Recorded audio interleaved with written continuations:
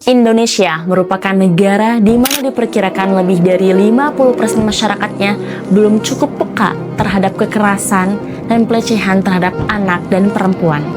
Baik karena kurangnya edukasi, normalisasi kekerasan, maupun minimnya kesadaran untuk melapor. Akibatnya, banyak korban dipaksa diam, bukan karena mereka tidak ingin bicara, tapi karena mereka takut dihakimi, takut disalahkan, takut dianggap memalukan.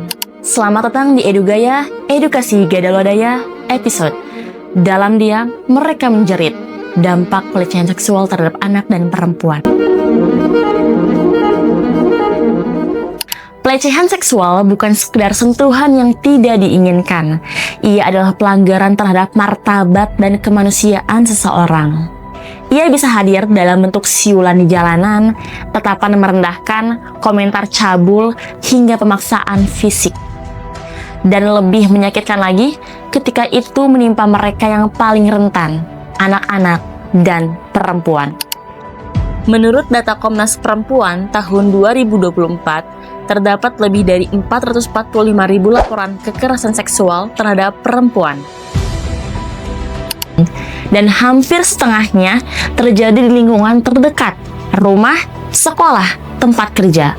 Dan anak-anak perempuanlah yang menjadi kelompok paling banyak mengalami kekerasan seksual. Ironisnya, 70% pelaku adalah orang yang dikenal korban, mulai dari teman, guru, tetangga, hingga anggota keluarganya sendiri.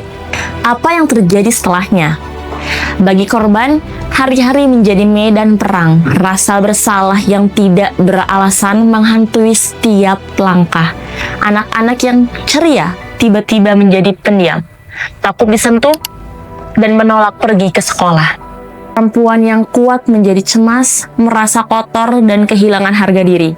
Trauma psikologis seperti post-traumatic stress disorder, depresi berat, insomnia, hingga kecenderungan bunuh diri menjadi teman sehari-hari yang tidak diundang. Tak hanya psikologis, dampaknya juga merembet ke sosial.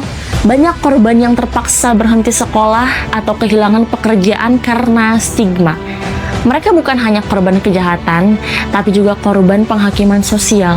Lebih tragis lagi, korban seringkali justru disalahkan. Pakaiannya terlalu terbuka, kenapa nggak ngelawan?